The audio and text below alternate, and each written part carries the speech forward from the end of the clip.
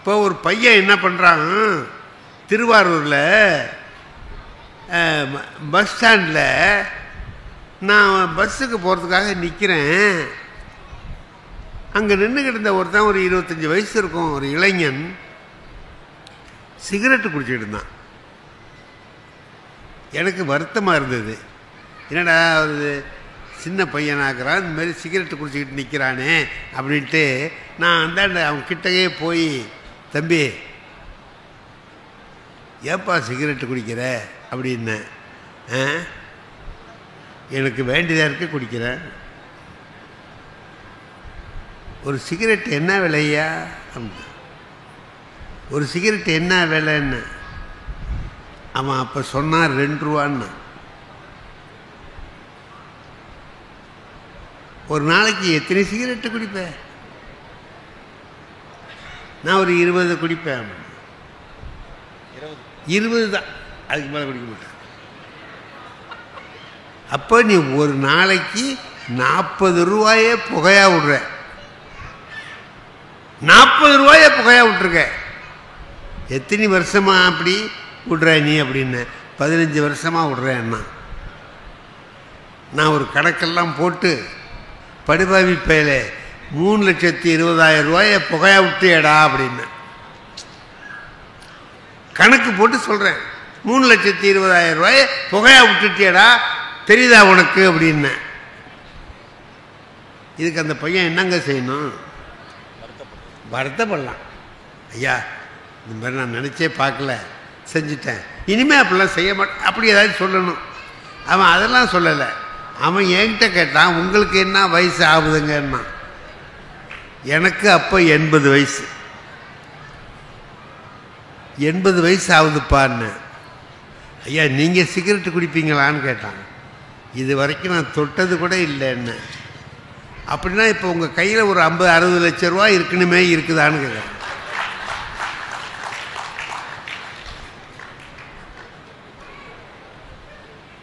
Sir,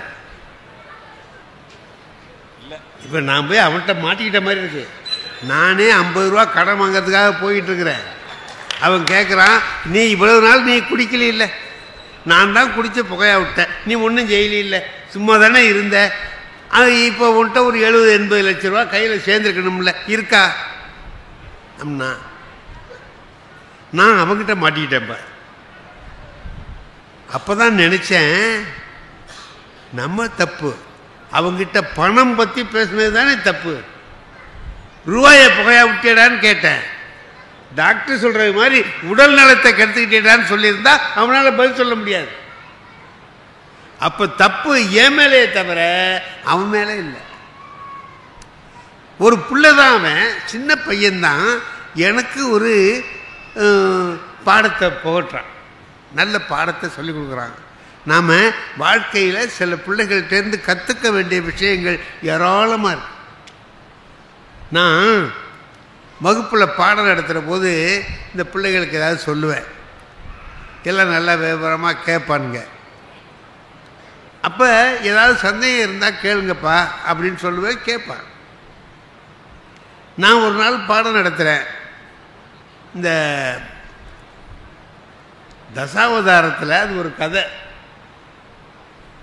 இரண்யாட்சன்னு ஒருத்தன் இருந்தான். அவன் என்ன பண்ணுறான், பூமியை பாயா சுருட்டி கொண்டு போய் கடலுக்குள்ளே ஒளிச்சு வச்சுட்டான். அப்புறம் திருமால் போய் அதை மீட்டுக்கிட்டு வந்தார்னு தசாவதாரத்தில் அது ஒரு கதைங்க. அது திருவிக்கா கட்டுரையில் அது எழுதியிருக்காரு. அதை நான் பாடமாக நடத்துகிறேன். இந்த கதையெல்லாம் சொன்னேன்.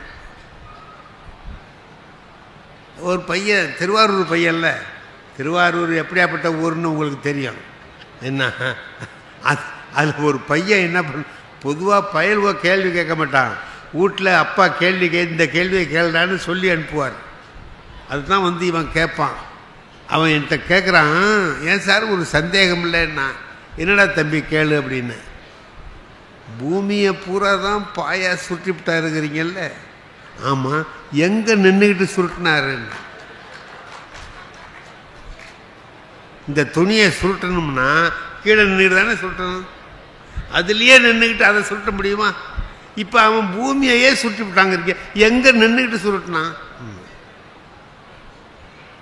இப்போ இதுக்கு பதில் யாராச்சும் சொல்ல முடியுமா? எவராலையும் சொல்ல, இந்த கதையை எதுனாலே சொல்ல முடியாது.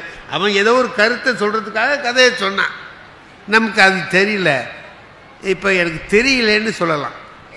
தெரியலன்னு சொன்னால் அந்த பையன் சும்மா இருக்க மாட்டான். இதெல்லாம் தெரியாமல் ஏன் வாத்தியார் வேலைக்கு வந்தேம்மா? பார்த்தேன் இவனை மடக்குவோண்டா அப்படின்னுட்டு நேற்று ஒரு பாட்டு மனப்பாடம் பண்ண சொன்னேன்னு பண்ணிட்டியோ?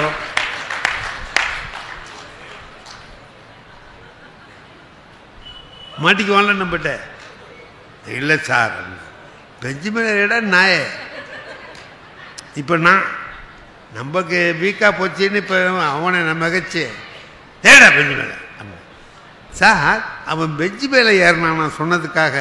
ஆனால் பக்கத்தில் உள்ள பையன்கிட்ட சொல்லிக்கிட்டே ஏறினான்.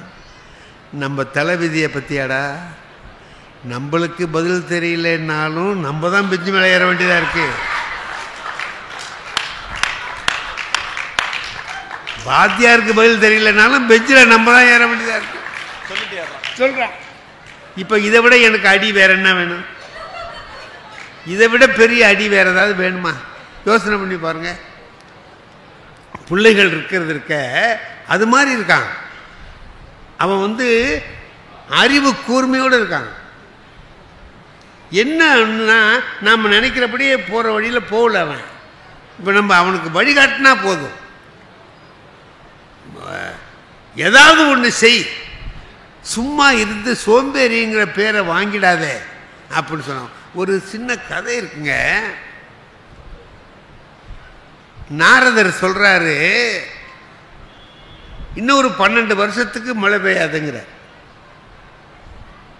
இன்னொரு 12 வருஷத்துக்கு மழையே பெய்யாது, பூமியில பெரிய பஞ்சம் வரும் அப்படி இப்படின்னு நாரதர் சொல்றார். புராணப்படி மழை எப்போ பெய்யும்னா, திருமால் சங்கு எடுத்து வச்சு ஊதுவார், பெருமாள் ஊதுவார், சங்க ஊதுனா தான் மழை பெய்யும். இவர் சங்கு ஊதுறத 12 வருஷத்துக்கு நிறுத்திடுவார், மழை வராது அப்படின்னு இவர் சொல்றார். அவன் ஒன்றும் பயந்துட்டான். 12 வருஷத்துக்கு மழை வராதுன்னா இப்போ நம்ம பாடுபட்டு என்ன பண்ண போகிறோம்?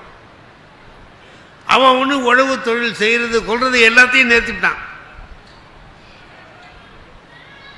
ஆனால் ஒரே ஒரு ஆள் உழுதுகிட்டே இருக்கிறான். வெயில் எரிக்குது, இந்த வெயிலில் உழுதுகிட்டே இருக்கிறான். இப்போ நாரதர் வர்றாரு. ஏய், மழையே வராதுன்னு சொல்லியாச்சு, அப்புறம் உழுதுகிட்டு இருக்கிறியே ஏன் அப்படின்னா, சார் மழை வருது வரல அப்படிங்கிறது வேற விஷயம். ஆனால் நான் உழவு தொழிலை மறந்துட்டேன்னா அப்புறம் எனக்கு உழுவுறதுக்கு வராது. நீ மழை 12 வருஷம் கழிச்சு பெய்யுதில்லை, அப்போ நான் உழணும்னா தொடர்ந்து உழுதுகிட்டு இருக்கணும். உழுவுறதே மறந்து போயிடும் அப்புறம் அப்படின்ட்டு அவன் உழுதுகிட்டே இருக்கிறான். நாரதருக்கு பதில் சொல்லாம இது காதில் உழுவுது பெருமாளுக்கு.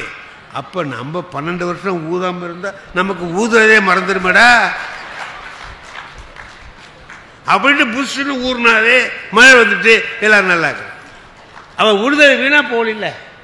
அதாவது என்ன சொல்றான், உழைச்சிக்கிட்டு சும்மா இருக்காத. சும்மா இருப்பதை விட மோசம் வேற எதுவும் இல்லை. வாளாய் இருப்பது மகா பாவம்னு சொன்னான். ஆகையினால இப்படியெல்லாம் இல்லாமல் நாம் என்ன செய்ய வேண்டும்? உழைத்து கொண்டே இருக்கிறோம். அப்படி உழைக்கிற போது அதுக்கு தான் ஒன்று வேடிக்கையாக சொல்றது, ஒரு இன்ஸ்பெக்டரு ரொம்ப நல்லா ராமாயணம் தெரிஞ்சு வச்சிருந்தார். ராமாயணம் அவருக்கு நல்லா தெரியும். அவருக்கு தெரியணும்னா எனக்கும் தெரியணும்னு அர்த்தமா? எல்லாருக்கும் தெரியுமா? தெரியாது. அவர் என்ன நினச்சிக்குவார், எல்லாருக்கும் தெரிஞ்சிருக்கணும். சின்ன பையன்கிட்ட போய் கேட்டால் அவனுக்கு என்னங்க தெரியும்? நான் ஒரு தடவை போனேன் சார், ராமாயணம் பேசுறதுக்காக போகிறேன்.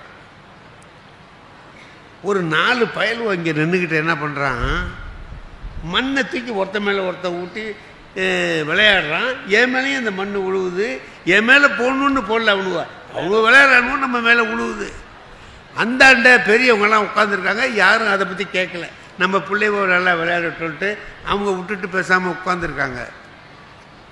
நான் என்ன பண்ணேன், ராமாயணம் பேச போகிற இடத்துக்கெல்லாம் அனுமார் வருவார் கேட்பார்னு சொல்லுவாங்க. ஒரு அனுமார் தான் வருவார்னு நினச்சா இங்கே 7-8 அனுமார் வந்திருக்கு அப்படின்னு சும்மா ஒரு விளையாட்டாக சொன்னேன். அதில் ஒரு பையன் சொன்னால் கேட்கத்தான் வருவார்னு நினச்சிட்டு இருக்காதிங்க, சொல்கிறதுக்கும் வருவாருன்னா.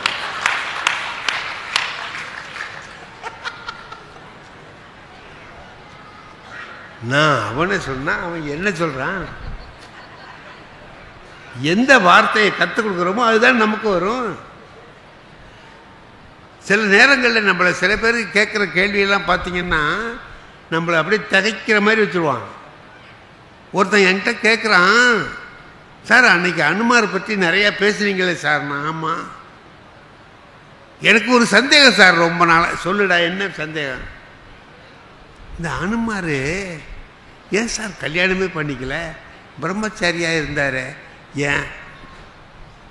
ஏன்டா அது உனக்கு என்ன, அதை பற்றி கவலை இல்லை, நீ ஏதாவது பொண்ணுக்குன்னு வச்சிருக்கியா அவருக்காக? இல்லை சார் அவர் பிரம்மச்சாரியாக இருந்தாருங்கிறாங்களே. ஆமாம், அவர் நைஷ்டிக பிரம்மச்சாரிப்பா, அதனால தான் அவருக்கு 8 வகையான ஆற்றல் வந்தது, அட்டமா சித்தியும் அவருக்கு கிடைச்சிது அப்படின்னு நான் பெருமையாக சொல்கிறேன். அவன் சொல்கிறான், அவர் ஏன் சார் கல்யாணம் பண்ணிக்காமல் இருந்தார்? இவனுக்கு யோசனையே அவர் ஏன் கல்யாணம் பண்ணிக்காமல் இருந்தார். இப்போ நான் அதுக்கு என்ன பதில் சொல்கிறதுங்க? ஏதாவது சொல்லி அவன் சொல்லலைன்னா உடம்பு அப்போ ஒரு அளவும் தெரியாது அவனுக்கு அப்படிமா. இப்போ நான் என்ன பண்ணேன், இந்த இல்லைப்பா அனுமார் ராமர் லட்சுமணன் 2 பேரும் வந்தாங்க. அவங்க 2 பேரையும் அழைச்சிக்கிட்டு வந்தார். அழைச்சிக்கிட்டு வந்தால் சுக்ரீவன் இருந்தான். சுக்ரீவன்கிட்ட கொண்டு வந்து அறிமுகப்படுத்துகிறார் ராமரையும் சுக்ரீவனையும். அப்போ சுக்ரீவன் சொன்னான், ஐயா என் பொண்டாட்டிய எங்கள் அண்ணன் தூக்கிட்டு போயிட்டான், நீங்கள் கொஞ்சம் அதை திரும்ப கொண்டாந்து ஒப்படைக்கணும், எனக்கு அந்த உதவியை செய்யுங்கன்னு ராமர்கிட்ட சுக்ரீவன் கேட்டான். ராமர் சொன்னார், என் பொண்டாட்டிய ராவணன் தூக்கிட்டு போயிட்டான், அது நீ உதவணும்னு உன்கிட்ட கேட்கறதுக்காக தான் நான் வந்தேன். இதை அனுமார் கேட்டுக்கிட்டே இருந்தாரா? அப்போ கல்யாணம் பண்ணால் எவனாவது தூக்கிட்டு போயிடுவான் போல. கல்யாணம் பண்ணால் எவனாவது தூக்கிட்டு போயிடுவான் போல இருக்கு.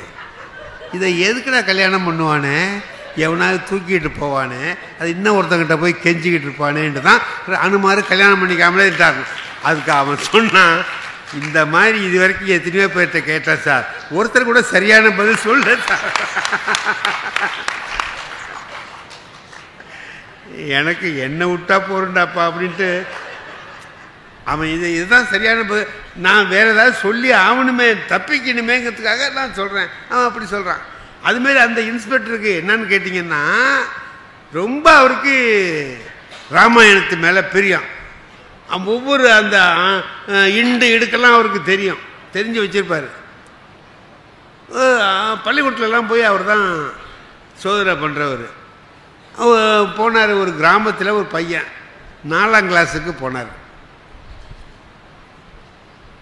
தம்பி எந்திரா நினைச்சான், ஜனகனுடைய வில்லை எவன்டா உடைச்சது அப்படின்னா, ஜனகனுடைய வில்லை உடைச்சது யார் அப்படின்னு கேட்குறார். அவன் ஜனகனும் யாருன்னு அவனுக்கு தெரியாது, அவனுக்கு அதை பற்றியே தெரியாது. இவருக்கு ராமாயணம் நல்லா தெரியும். ஜனகன் வில்லை எவன்டா உடைச்சதுன்னா ராமர்னு சொல்லுவார்னு நினச்சிக்கிட்டு இவன் கேட்குறான். இந்த ஆள் அவன் ஏஞ்சான், சார் நான் உடைக்கல சார், நான் இல்லை சார் அப்படின்னா. இப்போ இன்ஸ்பெக்டர் என்ன பண்ணார், வாத்தியாரை பார்த்து, என்னையா பையன் இப்படி சொல்கிறான், ஜனகன் வில்லை உடைச்சது யாருங்கிறான், எனக்கு நான் இல்லைங்கிறான் அப்படின்னா. அதுக்கு அந்த வாத்தியார் சொன்னார், சார் அவன் நல்ல பையன் சார், அப்படிலாம் உடைக்க மாட்டாங்க. ஏன் சார் அவன் உடைச்சான்னு உங்களுக்கு யார் சார் சொன்னான்? இப்போ இன்ஸ்பெக்டர் பார்த்தார், ஆஹா பையன்தான் இப்படி இருக்கான்னா வாத்தியார் ரொம்ப மோசமாக இருக்கிறாரு அப்படின்ட்டு அந்த ஸ்கூல் ஹெட்மாஸ்டர்கிட்ட போய் ரிப்போர்ட் பண்ணிடுவோம் அப்படின்ட்டு அவர்கிட்ட போய், சார் உங்கள் கிளாஸ் 4ஆம் கிளாஸுக்கு போனேன் சார், இந்த பயலை கேட்குறேன், நான் இல்லைங்கிறான். வாத்தியாரை கேட்டால் அவன் அப்போல்லாம் செய்கிறவன் இல்லை சார், நல்ல பிள்ளை, உடைக்க மாட்டான்னு சொல்கிறார். உங்கள் பள்ளிக்கூடத்தில் எல்லாம் இப்படிலாம் இருக்குது சார்னு. அதுக்கு ஹெட்மாஸ்டர் சொன்னார், சார் ஹெட்மாஸ்டருக்கும் அந்த வாத்தியாருக்கும் ரொம்ப நாளாக வாங்கல், அது இதில் வச்சு ஒரு வேலை முடிச்சிருவோன்னு அவர் முடிவு பண்ணிட்டார். அது என்ன சார், ஒரு பையன் உடைச்சி விட்டு இல்லைங்கிறான், வாத்தியாரும் அவனுக்கு சேர்ந்துக்கிட்டு பேசுகிறார, நீங்கள் அதை ரிப்போர்ட் எழுதுங்க சார், அது எவன் தான் உடைச்சான்னு நம்ம கண்டுபிடிச்சிருவோம் அப்படின்னு பார்த்தாரு. பையன் இப்போ இருக்கான்னா வாத்தியார் இப்படி இருக்கிறாரு, ஹெட்மாஸ்டர் அதை விட மோசமாகிறாரு. இந்த பள்ளிக்கூடத்தையே ஒழிச்சு பண்ணுண்டா என்னமே அப்படின்னு சொல்லிட்டு நேராக அவங்க மேல் அதிகாரிகிட்ட போயிட்டார், டிஇஓ கிட்ட, டிஸ்ட்ரிக்ட் எஜுகேஷனல் ஆஃபீஸர்கிட்ட போயிட்டார். போய் உட்கார்ந்தவொடனே வேர்த்து ஊற்றுது வெயில்ல. அவர் கேட்டார், யோ எங்கேயா அந்த வெயிலில் கிளம்பி வந்திருக்கிற, வேர்த்து ஊற்றுது, என்ன விஷயம் அப்படின்னார். ஒன்றும் இல்லை சார், இந்த கிராமத்துக்கு போனேன் சார், இந்த பயலை கேட்டேன், ஜனகம் இல்லை உடைச்சது யாருன்னு சின்ன கேள்வி சார், அதை கேட்டேன், அதுக்கு அந்த பையன் நான் இல்லைங்கிறான் சார். வாத்தியார் சொன்னால் அவன் நல்ல பையன் உடைக்க மாட்டாங்கிறாரு, ஹெட்மாஸ்டர் சொன்னால் எழுதி வைங்க விசாரிக்கிறேங்கிறாரு, என்ன சார் பள்ளிக்கூடம்லாம் இப்படி இருக்குது அப்படின்னு. டிஓ சொன்னார், யோ உனக்கு எப்போ பார்த்தாலும் இதே வேலையாக போச்சியா, அவன் அதை உடைச்சான் இவன் இதை உடைச்சான்னு ஏதாவது ரிப்போர்ட் பண்ணிக்கிட்டே இருக்கிற. இந்த காலத்தில் வர்ற சாமான் எதுதான் ஸ்ட்ராங்காக இருக்குது, ஏதோ கை தவறி சின்ன பயலுவை போட்டு உடைச்சிருப்பான், சரதான்னு போவியா, இதை ஒரு பெருசாக புரோக்கன் லிஸ்ட்டில் போட்டுட்டு போயா அப்படின்னா. அட பாவி, டிஓ கதையும் இப்படி தான் இருக்கா அப்படின்ட்டு இதுக்கு பிறகு பள்ளி ஆஃபீஸுக்கு போகிறதுக்கு அவருக்கு மனசு வரல. நேராக வந்தார் வீட்டில். போய் மத்தியானமே வீட்டுக்கு வந்தோடனே அந்த அம்மாவுக்கு பொண்டாட்டிக்கு, என்னங்க ஆஃபீஸ்லேருந்து அதுக்குள்ளே வந்துட்டீங்க, அடி ஆண்டி கேட்குற மாரி போனேன், பையன் இப்படி சொல்கிறான், வாத்தியார் இப்படி சொல்கிறாரு, ஹெட்மாஸ்டர் இப்படி சொல்கிறாரு, டிஓ பார்த்தா அந்த ஆள் இப்படி சொல்கிறாரு, என்னங்க இது கூட வாங்க தெரியலன்னுது அந்த அம்மா. உனக்கு தெரியுமான்னார். என்னங்க எனக்கு தெரியாதா, ஜனகனுடைய வில்லை நம்ம பக்கிசாமி செட்டியார் தானே உடைச்சாருன்னா. அது யாருடா பக்கிரசாமி செட்டியார்னு பார்த்தா அந்த ஊரில் ராமர் வேஷம் போட்டு நடித்தவர் பக்கிரசாமி செட்டியார். அந்த அம்மா ராமரை மறந்துட்டு பக்கிரசாமி செட்டியாரை நினச்சிக்கிட்டு இருக்கு. இப்போ இதை நம்ம எதுக்கு சொல்கிறோம் அப்படின்னு கேட்டிங்கன்னா, ஒருத்தருக்கு தெரிஞ்சிருந்தால் எல்லாருக்கும் தெரிஞ்சுக்கணும்னு வேண்டியதில்லை, அவசியம் இல்லை. நான் எனக்கு தெரிஞ்சது இவருக்கு தெரியலங்கிறதுனால இவருக்கு ஒன்றும் தெரியாதுன்னு முடிவு பண்ண விடாது. அவருக்கு தெரிஞ்சது எனக்கு தெரியாது. உலகத்தில் ஒன்றில் பெரியர் ஒன்றில் சிறியர்னார் கவிமணி தேசிய விநாயகம் பிள்ளை சொன்னார். ஒன்றில் பெரியர் ஒன்றில் சிறியர். ஒன்றில் பெரியவனாக இருப்பான், இன்னொன்றில் சின்னவனாக இருப்பான். அப்போ எப்போ பார்த்தாலும் நாம் ஏதாவது தெரிந்து கொண்டு இருப்பது தான் முக்கியமே தவிர வேறு ஒன்றும் இல்லை. சாக்ரட்டிஸ் வாழ்க்கையில் ஒரே ஒரு விஷயம் சொல்கிறேன். சாக்ரட்டிஸுக்கு நாளைக்கு நீ விஷம் அருந்தி சாகணும்னு சொல், விஷத்தை குடித்து சாகணும் அப்படின்னு தீர்ப்பு சொல்லிட்டாங்க கோர்ட்டில். அவர் ரூமில் இருக்கிறார். இப்போ ரூமில் இருக்கிற போது காலையில் சாக போகிறார். அவன் நண்பன் ஒருத்தன் மிலிட்டரிஸ்னா அவன் கூடவே இருக்கான். அடுத்த ரூமில் இதேமாரி ஒரு கைதி இருக்கிறவன் என்ன பண்ணுறான், பாட்டு பாடுறான்.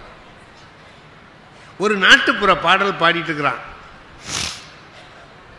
சாக்ரட்டிஸ் கேட்டார், இந்த பாட்டு இது வரைக்கும் நம்ம கேட்டது இல்லையே, புதுசாக நாளைக்கு சாக போகிறாரு, இது வரைக்கும் நம்ம இந்த பாட்டு கேட்டது இல்லையே, நல்ல கருத்தான பாட்டாக இருக்கே, இது யார் எழுதுனது என்னன்னு தெரிஞ்சுக்கணுமே அப்படின்ட்டு அந்த காவலன்கிட்ட கூப்பிட்டாரு. ஜெயில் காவலனை அந்த அடுத்த ரூமில் பாடுறாரு ஒருத்தர், அவரை கொஞ்சம் எனக்கு அழைச்சிட்டு வர முடியுமான்னு. அழைச்சிட்டு வரேன்யா அப்படின்னா போய் அவரை அழைச்சிட்டு வந்தான். அவர்கிட்ட கேட்குறார், சாக்ரட்டிஸ், இந்த பாட்டு யார் எழுதினதுப்பா? உனக்கு எப்படி தெரியும் இந்த பாட்டு அப்படின்னா? இது மாதிரி இன்னும் பாட்டு இருக்கான்னு கேட்குறேன். இது மாதிரி 15 பாட்டு எனக்கு தெரியுங்கன்னா எல்லாத்தையும் கொஞ்சம் சொல்லு அப்படின்னாரு. பக்கத்தில் இருந்தவன்ட்ட அவன்கிட்ட சொல்லி அது குறிப்பு எழுதிக்கான்னார். மிலிட்டஸ் கேட்குறான், காலையில் நீ சாவ போறியேன்னு நான் வருத்தமாக்குறேன், ஒரு பாட்டை போய் எவன் எழுதுனா என்னான்னு விசாரிச்சுட்டு இருக்க, அவனுக்கு சாவறதை பற்றி கவலை இல்லையா?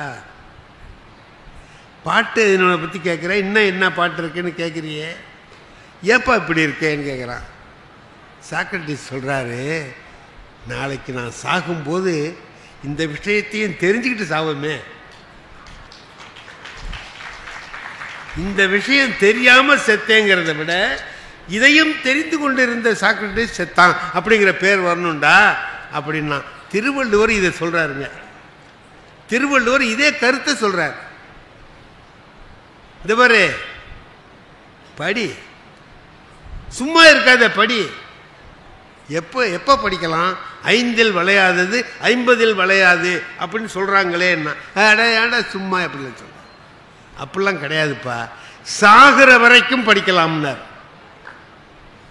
யாதானும் நாடாமால் ஊராமால் என் ஒருவன் சாந்துணையும் கல்லாதவார். ஒருத்தன் படிச்சுட்டான்னா அவனுக்கு என்ன கிடைக்குதுன்னா, புத்தக திருவிழா நடக்குதா, போ, நாம் இதுவரைக்கும் பார்க்காத புத்தகங்கள் இருக்கும், வாங்கிட்டு வா, படி. படித்தா என்னடா ஆகும்னா, எப்போ படிக்கலாம்னா எப்பவும் படிக்கலாம், எப்பவும் படிக்கலாம். இன்ன நேரம் தான் படிக்கணும்னு இல்லை. திருவள்ளுவர் சொல்றார், சாகிற நேரம் வரைக்கும் படிக்கலாம். யாராவது படிச்சிருக்காங்களா அப்படி? அறிஞர் அண்ணா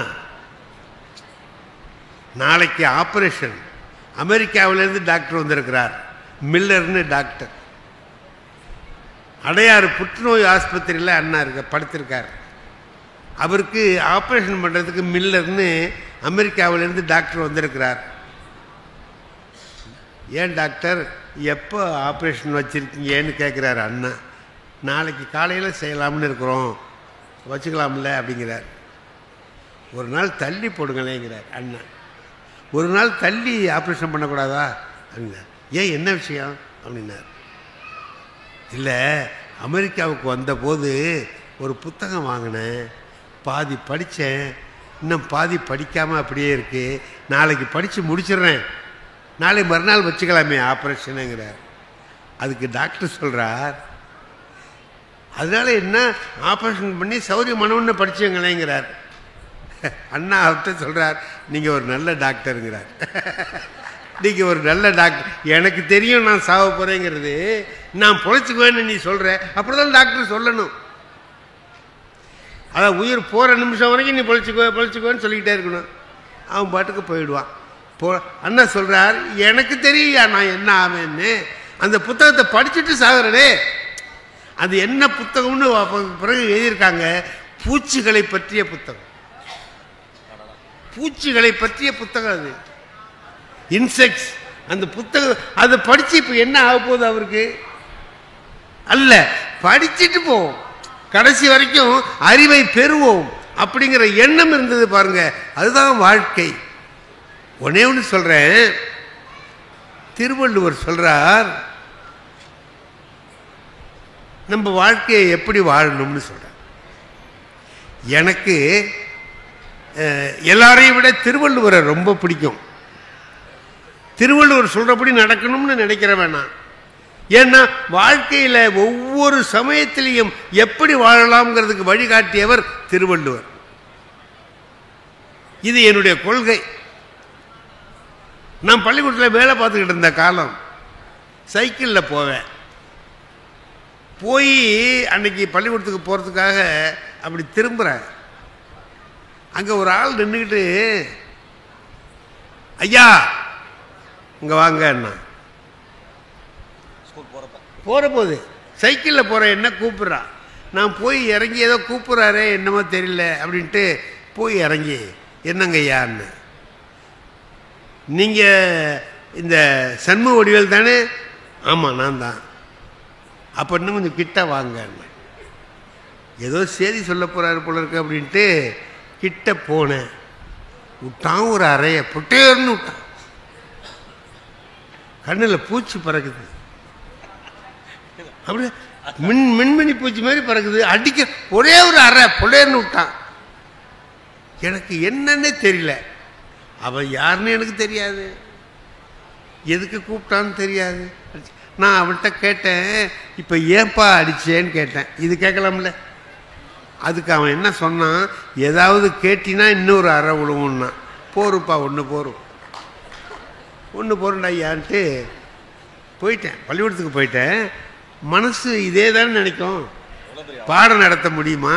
இப்போ மனசில் என்ன நினைக்குது, அவன் ஏன் என்னை கூப்பிட்டான், ஏன் அடித்தான், எதுக்கு அடித்தான், சரி அடிச்சுட்டான், நம்ம என்ன செய்யலாம்னு திருப்பி அடிக்கலாமா? என்னால் முடியாது. ஒரு ஆள் வச்சு அடிக்கலாமா? செலவாகும். போலீஸில் சொல்லலாமா? அதுக்கு இன்னும் கொஞ்சம் கூடுதலாக செலவாகும். எதுக்கு சார் சிரிக்கிறீங்க? வர செலவாக ஐயா, நான் சொல்கிறது தப்பாக எடுத்துக்காதீங்க. செலவு ஆகுங்கிறதுக்காக தான் சொன்னேனே தவிர உண்மையிலே செலவாயிடும், உண்மையிலே செலவு வந்துட போகுது அப்படின்ட்டு நான் நினச்சேன். திருவள்ளுவர் என்ன சொல்கிறார் அதை பார்ப்போமே அப்படின்ட்டு பார்த்தா அவர் சொல்கிறார், இன்னா செய்தாரை ஒருத்தல் அவர் நாண நன்னயம் செய்து விடல்னு சொல்கிறார். எனக்கு யாராவது கெடுதல் பண்ணான்னா அவனுக்கு கொடுக்குற தண்டனை, ஒருத்தல்னா தண்டனை, அவர் நாண, இன்னா செய்தாரை ஒருத்தல் தண்டித்தல், அவர் நாண அவர் வெட்கப்படும்படியாக நன்னயம் செய்து விடல். ஒரு நல்ல காரியத்தை அவனுக்கு செய், திரும்ப நமக்கு கெடுதல் செஞ்சவனுக்கு திரும்ப ஒரு நல்லது செய் அப்படின்னு சொல்றார் திருவள்ளுவர். சரி, என்னைக்காச்சும் ஒரு நாளைக்கு அந்த ஆளை பார்த்தோம்னா ஒரு நல்லது செய்வோம். செஞ்சா திருவள்ளுவர் சொல்றார், அவர் நானேங்கிறார், வெக்கப்படுவாங்கிறார், தலை குனிஞ்சு நிற்பான். அடிச்சவனை திருப்பி அடிச்சோம்னா அவன் மறுபடியும் அடிப்பான். இதான் வருமே தவிர போக. இதுன்னா திரும்ப நீ நன்மை செஞ்சின்னா தலை குனிவான், உன்னை பார்க்குற போதெல்லாம் தலை குனிவான். அப்போ ஒரு ஆயுள் தண்டனை கொடுத்த மாதிரி பெரிய தண்டனைடாது கொடுன்னு திருவள்ளுவர் சொல்றாரு. அதையே செய்யலாம். என்னைக்காச்சும் ஒரு நாளைக்கு அந்த ஆளை பார்த்தா செய்வோம் அப்படின்னு நினச்சிக்கிட்டு இருக்கேன். சாயங்காலம் பள்ளிக்கூடம் விட்டு போகும்போது எனக்கு அந்த வாய்ப்பு வந்துடுச்சு. எவன் என்ன அடித்தானோ அவனை இன்னொருத்தன் அடிச்சுக்கிட்டு இருக்கான். என்ன, அவன் ஒரே ஒரு அறை தான் அரைஞ்சான், இவனை குத்துறான், உதைக்கிறான், என்னென்ன வகையில் தாக்கலாமோ எல்லாம் செய்கிறான். நான் பார்த்தேன், இது நமக்கு ஒரு வாய்ப்பு. இப்போ போய் அவனை என்ன செய்யலாம், உதவி செய்வோம். உதவி செஞ்சோம்னா அவன் தலை குனிஞ்சு நிற்பான்னு திருவள்ளுவர் சொல்கிறாரேன்னு சொல்லிட்டு அடிக்கிறவன்கிட்ட போய் ஏன் அவரை அடிக்கிறேன்னு கேட்டேன். அதுக்கு அந்த ஆள் சொன்னான், எனக்கும் அவருக்கும் உள்ள விஷயம், நீ போயா, நீ ஏன் இடையில வர்றப்போ என்ன ரோட்டில் ஒருத்தனை அடிச்சினா கேட்காம இருக்க முடியுமா அப்படின்னு. உனக்கு தெரியணும்ப்பா ஏன் அடிக்கிறேன்னு. ஆமாம், 10 ரூபா வாங்கினான் ஐயா. 10 ரூபா. சரி, 4 வருஷம் ஆச்சு கொடுக்க மாட்டேங்கிறான் ஐயா. எப்போ கேளு, அப்போ தரேன் இப்போ தரேங்கிறான். இன்னைக்கு 4 வருஷமாச்சேடா பாவி கொடுக்க மாட்டேங்கிறியேன்னு கேட்டேன். அதுக்கு அவன் என்ன பதில் சொன்னான்னு தெரியுமா? என்ன சொன்னான், உனக்கு முந்தி கொடுத்தவன்லாம் சும்மா இருக்கான், நீ ஏன் அவசரப்படுறேன்னு கேட்குறான் ஐயா. அப்போ இவனை என்ன பண்ணலாம், அடிக்கக்கூடாது அப்படின்னா. 10 ரூபாய்க்காக ஒருத்தனை போய் அடிக்கிறிய, இது நியாயமா அப்படின்னு. ஓய், உனக்கு அப்படி ரோசமாக இருந்தால் அந்த 10 ரூபாய் நீ கூட அப்படின்னா. நான் அவர் நானே டக்குன்னு 10 ரூபாய் எடுத்து கொடுத்தேன். அவன் வாங்கிட்டு இப்போ தான் நீ மனுஷன்னு சொல்லிட்டு போயிட்டான். இப்போ இவனை என்ன சொல்கிறாரு திருவள்ளுவர், வெக்கப்பட்டு தலை குனிஞ்சி நிற்பான், அவர் நான் வெக்கப்பட்டு நிற்பான்னு சொல்கிறார். திரும்பி அந்த காட்சியை பார்ப்போம்னு பார்க்குறேன். அவன் பக்கத்தில் உள்ளவன்கிட்ட சொல்கிறான், இவர் இருக்கிறது தெரியாமல் அவங்ககிட்டையும் இவங்ககிட்டையும் கடன் வாங்கி அடிக்கிறானுவ. இவரை காலையில் ஒரு அரை விட்டோம்னா சாயந்தரம் 10 ரூபா கொடுக்குறாரு.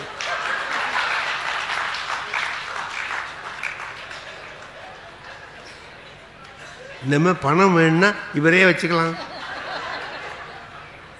ஒரு 50 ரூபா வேணும்னா 5 அறையை விட்டு 5 கொடுத்துருக்கேன், சாயந்தரம் வரும்போது கொண்டா அப்படின்னா 50 ரூபா கொண்டா கொடுப்பாரு. ஏன் அவன்கிட்டையும் இவன்ட்டையும் கேட்பானே, இவனையும் வச்சுக்கலாமே அப்படின்னா. நான் பார்த்தேன், திருவள்ளுவர் வெக்கப்படுவாங்கிறாரு, அவன் தினசரி அடிப்பான் போல இருக்கு. நம்மளை இழிச்சவா பயல ஆக்கி விட்டாரே இந்த திருவள்ளுவர், ஏன் இப்படி பண்ணேன் அப்படின்னு நினச்சிக்கிட்டு என்ன நான் இப்போ திருவள்ளுவர் நெறியில் போகலான்னு நினச்சதுனால தினம் உதவாங்க வேண்டியதாக இருக்கு அப்படின்னு நினச்சிட்டு வருத்தப்பட்டுட்டு வீட்டில் போய் உட்காந்தேன். திருக்குறளை எடுத்து மறுபடியும் பார்த்தேன். திருவள்ளுவர் அழகாக சொல்கிறார். இந்த குறள் பாடினதோடு அவர் நின்றும் இல்லை, இன்னொரு குறளில் சொல்கிறார், நன்று ஆற்றல் உள்ளும் தவறு உண்டு,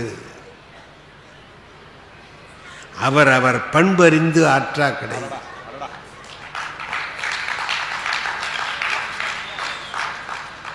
நன்று ஆற்றல் உள்ளும் தவறு உண்டு, நல்லது செய்யறதுலேயே ஒரு தப்பு இருக்குடாங்கிறார்.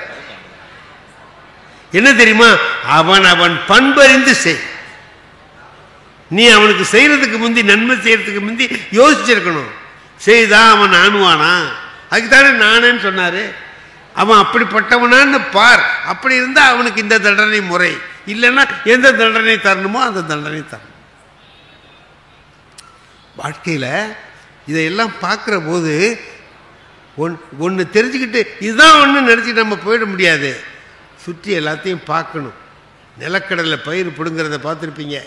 பொசுக்குன்னு பிடுங்கினா 2 கல்லில் தான் வரும். அப்படியே பிடுங்கினா சுற்றி கொத்தி விட்டு எல்லா வேரையும் எடுத்துட்டு, நான் அவங்க எடுக்கும்போது நான் பார்த்துருக்கேன், வந்தால் 100 கடலில் வரும்.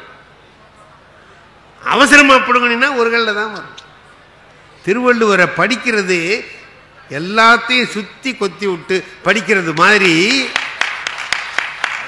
எல்லாவற்றையும் புரிந்து கொண்டு வாழ்க்கை எப்படி இருக்கணுங்கிறத நாம தீர்மானித்து கொள்ள வேண்டும். அதுதான் வாழ்க்கை. உதவி செய்யறோம்லங்க, உதவி செய்யறத பற்றி ஒரு திருக்குறள் இருக்கு பாருங்க, அருமையான திருக்குறள்.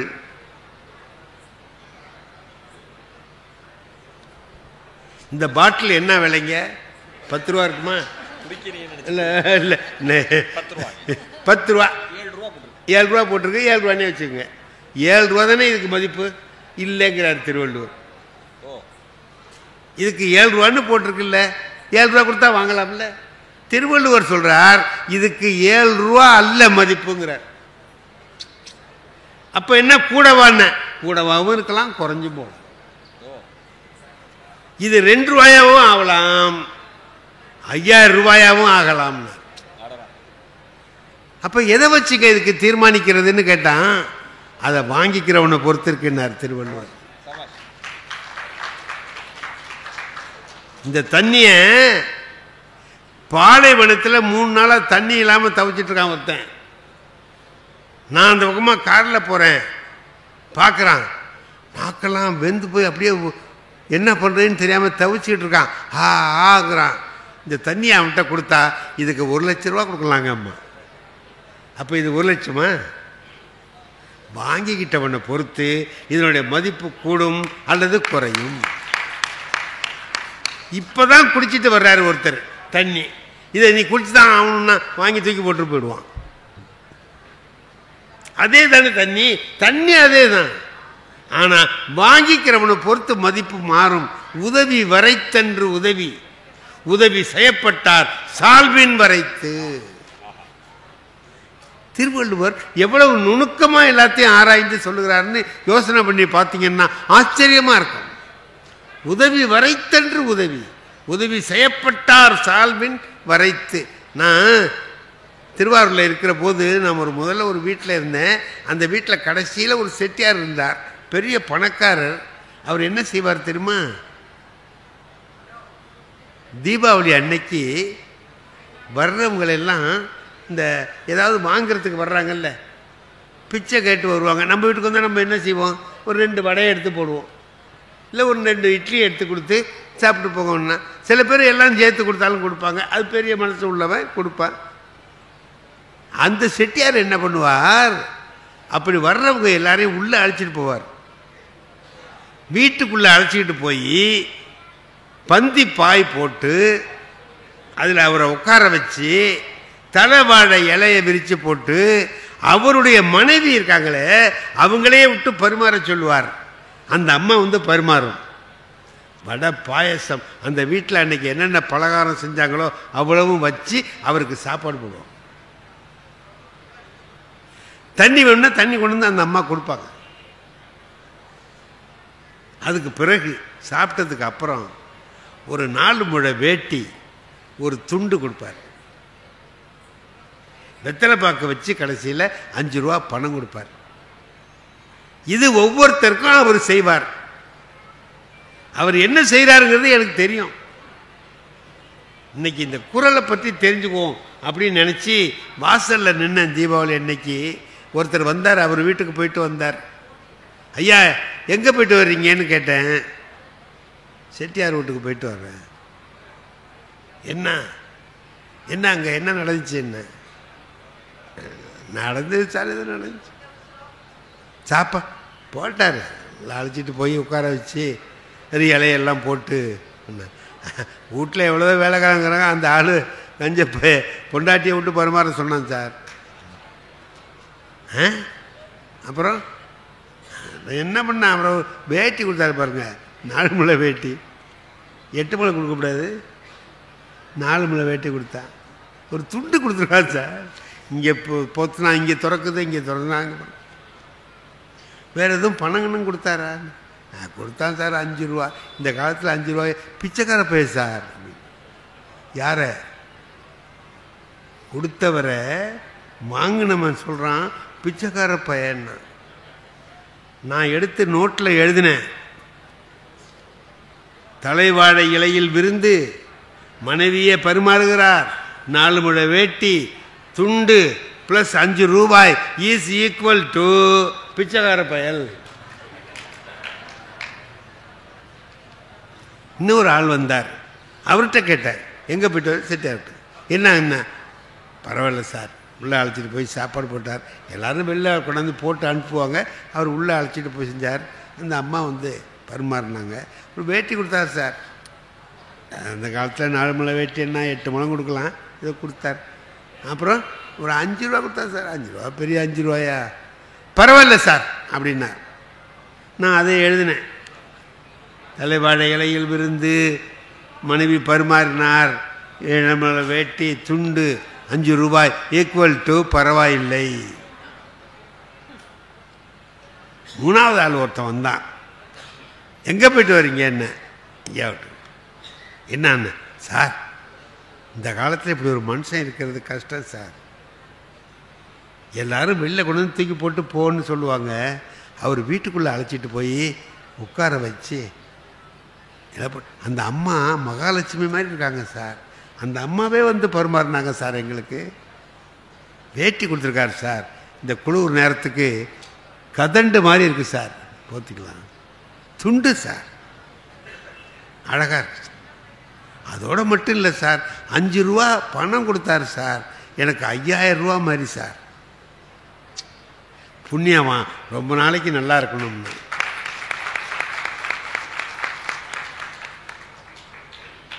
நான் எழுதினேன். 3வது ஆள் தலைவாழை இலையில் விருந்து மனைவி பரிமாறல், அதே 4 முழ வேட்டி அதே துண்டு ப்ளஸ் அதே 5 ரூபாய் இஸ் ஈக்குவல் டு புண்ணியவான் ரொம்ப நாளைக்கு நல்லா இருக்கு. இப்போ இவ போட்ட சாப்பாட்டுக்கு மதிப்பு எவ்வளவுன்னு நம்ம சொல்ல முடியுமா? ரூபானா பைசாவில் சொல்ல முடியுமா? வாங்கிக்கிறவன் என்ன நினைக்கிறான் அப்படிங்கிறத பொறுத்து நம்முடைய உதவியின் மதிப்பு கூடும் அல்லது குறையும். அப்போ நாம் என்னடா செய்யணும்னு கேட்டான், யாருக்கு கொடுத்தா ரொம்ப உதவியா இருக்குமோ அவங்கள தேடி பார்த்து கொடுக்கணும். புளிச்ச எப்பக்காரனுக்கு உதவி செய்யக்கூடாது. பாடுபடுறவன்கிட்ட கொடுத்தீங்கன்னா அவன் உன்னை பாராட்டுவான், உன்னுடைய உதவியினுடைய மதிப்பு கூடும். நீ கொடுத்த பொருளுடைய மதிப்பு கூடும். அவன் சொல்றான் 5000 ரூபாய்க்கு சமம்ங்கிறான். 5 ரூபாய புண்ணியம் வாங்குறான். அவன் பிச்சைக்கார பையங்கிறான், அவன் பரவாயில்லைங்கிறான். திருவள்ளுவர் எல்லாவற்றையும் எண்ணி பார்த்து சொல்றார். உதவி வரைத்தன்று உதவி, உதவி செய்யப்பட்டார் சால்வின் வரைத்துனார். அப்படி நாம் படிக்கிற பொழுது கூட இதே திருக்குறளை நான் 2வது 3வது படிக்கிற போது படிச்சிருக்கிறேன், 5ஆவதுல படிச்சிருக்கிறேன், 10ஆவதுல படிச்சிருக்கிறேன், புலவர் படிக்கிற போது படிச்சிருக்கேன், இன்னைக்கு படிக்கிறேன். இன்னைக்கு படிக்கிற போது எனக்கு அதனுடைய பொருள் அதிகமாக தெரியுது. என்ன காரணம்னா என்னுடைய அனுபவத்தோட சரி. திருவள்ளுவர் சொல்றார், சும்மா இருக்காதே, ஓய்ந்து இருக்காதே, எப்போதும் படி. எங்கெல்லாம் புத்தகம் கிடைக்குதோ படி, எல்லாவற்றையும் படி. கிராமத்தில் நடக்கிறத பார்த்தீங்கன்னா ஆச்சரியமாக இருக்கும். இதை நான் சொல்லி நிறைவு செஞ்சிடறேன். உங்களுக்கு உங்கள் பேச்சை நிறையா கேட்கணும்.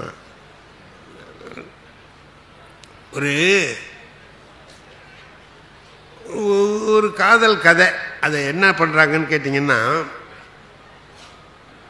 ஒருத்தன் காதலியை சந்திக்கிறதுக்கு வரேங்கிறான். இரவில், நள்ளிரவில் வரேங்கிறான். வாங்கங்கிறாவ.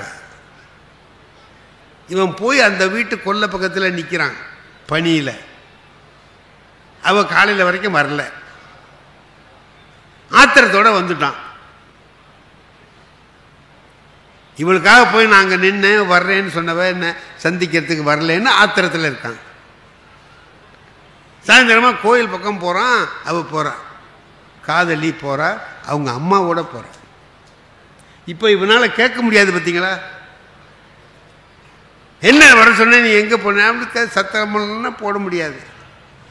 ஆனால் இவனுக்கு பதில் சொல்ல வேண்டிய நிலைமை இருக்கு அவளுக்கு.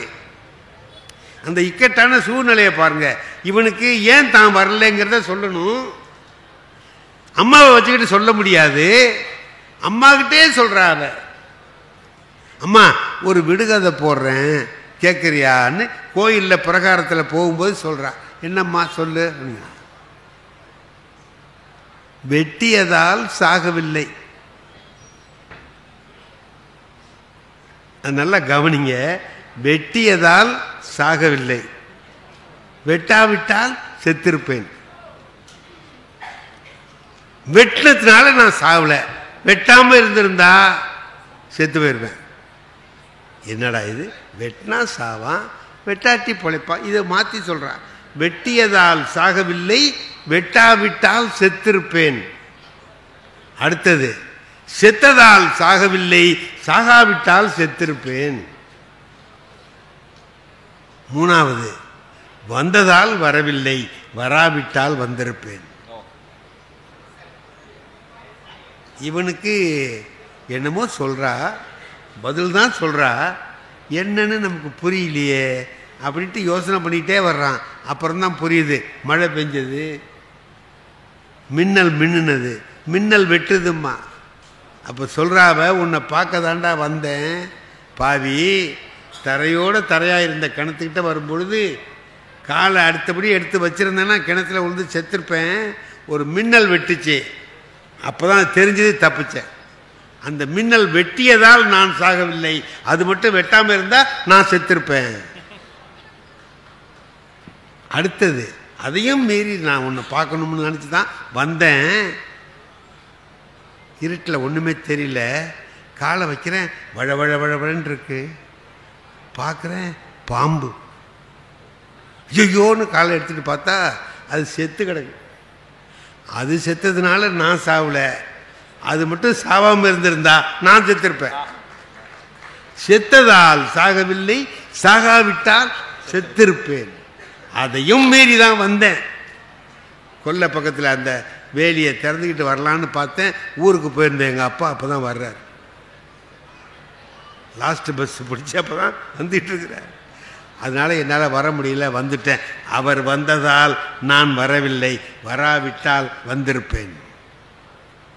இப்போ புரிஞ்சு போச்சுன்னா, கிராமத்தில் எங்கேயோ படிப்பறிவு இல்லாத எளிய பாமர மக்கள் தங்களுக்குள்ளே எவ்வளவு நுணுக்கமாக பேசிக்கொள்கிறார்கள்.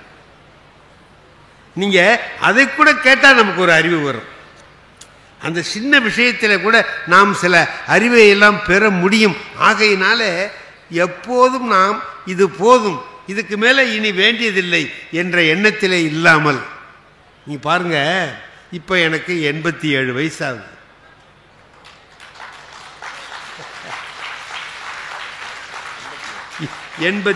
வயசாகுது. நான் பாட்டுக்கு வீட்டில் இருக்கலாம்ல. இப்போ நீங்கள் கேட்பீங்க, எங்கேருந்து அலையிறேன்னு கேட்பீங்க. இல்லைங்க, வீட்டில் இருந்திருந்தா வெளியில் ஓய்ஞ்சி உட்காந்துருந்தேன்னா என்ன ஆயிருக்கும்னா முன்னாடியே போயிருப்பேன். நான் போகாமல் இருக்கிறதற்கு காரணமே ஓய்ந்து இருக்காமல் இருந்தது தான்.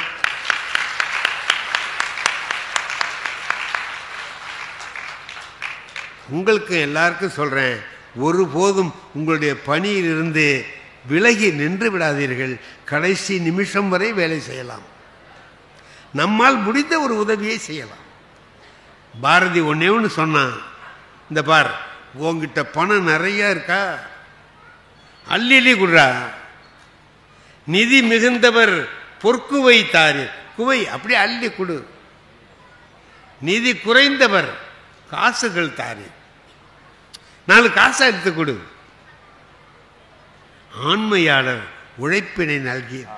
அதுவும் முடியலையா, உன்கிட்ட காசு கொஞ்சம் கூட இல்லையா, உன் உடம்புல தெம்பு இருக்கா, உழைச்சு.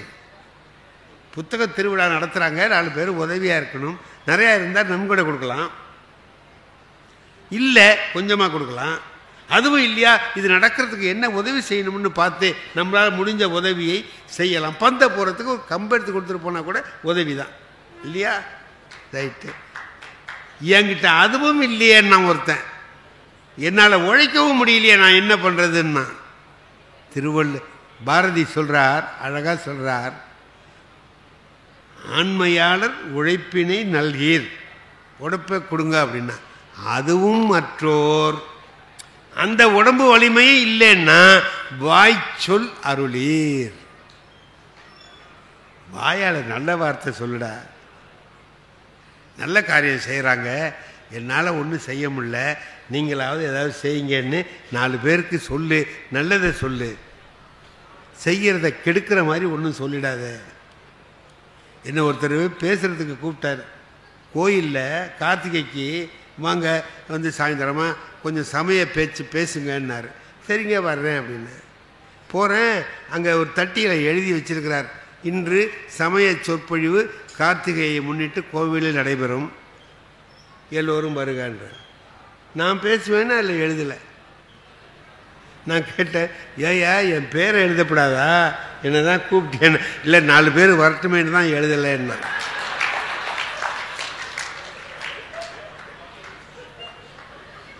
நாலு பேர் வரட்டுமேன்னு எழுதலை. அப்போ என் பேரை எழுதுனா அந்த 4 பேரும் வரமாட்டான். அவன் நினைக்கல, சொல்ல தெரியாமல் சொல்கிறான் இல்லை. அதான் பாரதி என்ன சொல்கிறான், வாய்ச்சொல் அருளீர்றான். மற்றதுக்கெல்லாம் குடு வா போன்னு சொன்னவன் இதுக்கு மட்டும் அருளீர்னு ஏன் சொல்கிறாருன்னா, தெய்வத்துக்கு சொல்ல வேண்டிய வார்த்தையை அந்த இடத்துல பயன்படுத்துகிறார். ஏன்னா சொல்ல மாட்டான், நல்ல வார்த்தை சொல்லி வாழ்த்த மாட்டான்.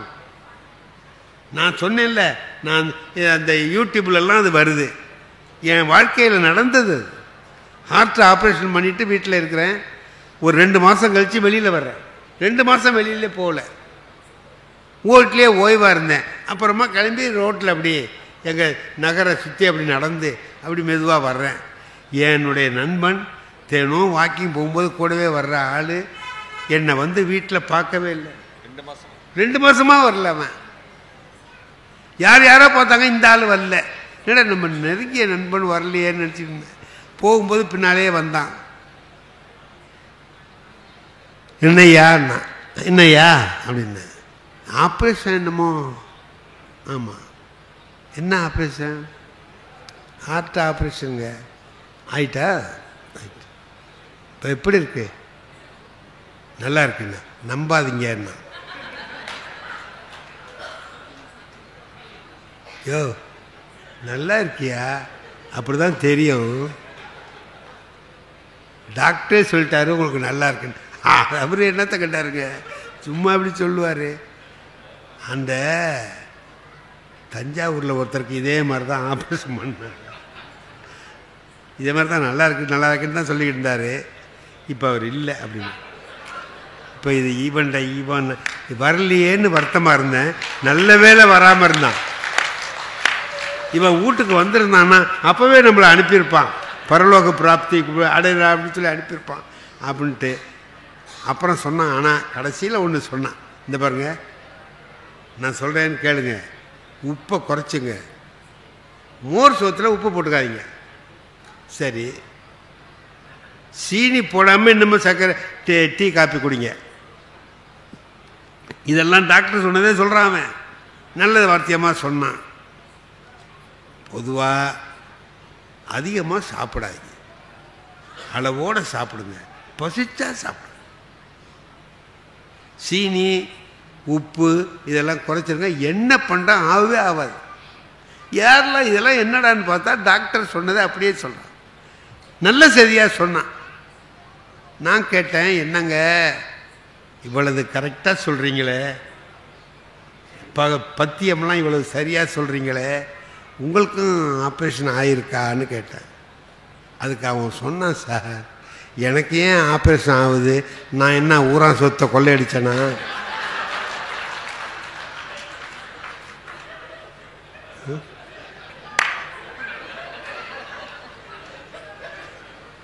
வாங்கின கடனை இல்லைன்னு சொன்னேன்னா இன்னும் 2-3 சொன்னால் நம்ம சொல்ல முடியாதுங்க. அதெல்லாம் நீ செஞ்சிருந்தா ஆப்ரேஷன் ஆகுங்கிறான். இப்போ எனக்கு ஆப்ரேஷன் ஆகிருக்கு. அப்போ என்ன அர்த்தம்? இதை பூரா நான் செஞ்சிருக்கேன்னு அர்த்தம். ஏண்டா இப்படி பேசுகிறாங்க? பேசியே சில பேர் கொலை பண்ணுவான். பேஷண்ட்டை பார்க்க போனால் அங்கே போய் நீ சௌகரியமாயிடுவே, நல்லா இருப்பேன், அப்படி ஒரு ஆறுதலான வார்த்தை தானே சொல்லணும். சொல்ல மாட்டான். ஏன் படுத்திருக்கேம்மா? எங்கள் ஊரில் ஒருத்தர் இருக்கான், அவன் போகாமல் இருந்தான்னா பேஷண்ட்டுக்கு நல்லது. ஏன் இங்கே வந்து அவனா அங்கே போய் படுத்தா இருக்கான், உடம்பு சரியில்லாமல் எடுத்திருக்கான். அப்படியே இல்லை நெஞ்சு, அப்புறம் வலி, பேச முடியாமல் பேசுகிறான். எத்தனை நாளாக இருக்கு? 4 நாளாவா? கும்பகோணத்தில் ஒருத்தருக்கு இதே மாதிரி தான் பெட்டில் படுத்திருந்தார். 1 வாரம். இப்போ இவனுக்கு 4 நாள் ஆயிருக்கு. இன்னும் 3 நாள் பாக்கிங்கிறான். இவன் எதுக்கு போனான்? பாரதியார் சொல்றார், வாய் சொல் அருளீர், நல்ல வார்த்தை சொல்லுடா அப்படின்னு. ஆகையினாலே நாம் சாகிற வரை படிக்கலாம், சாகிற வரை உழைக்கலாம், சும்மா இருப்பது மட்டும் தகாது என்பதை சொல்லி அருமையான வாய்ப்புக்கு நன்றி தெரிவித்து விடைபெறுகிறேன். நன்றி, வணக்கம்.